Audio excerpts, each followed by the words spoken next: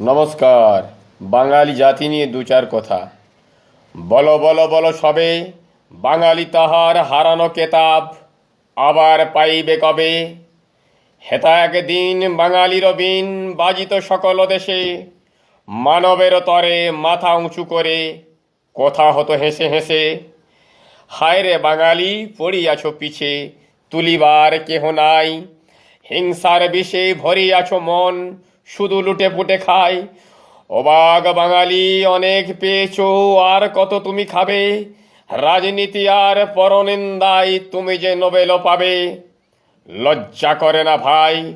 বাঙালির চেয়ে মহান জাতি আর পৃথিবীতে নাই। স্বামীজি সুভাষ যে পথ দেখালো, তুমি করিতেছ ভুল। রবি ঠাকুরের কলমের সাথে কথা বলে নজরুল।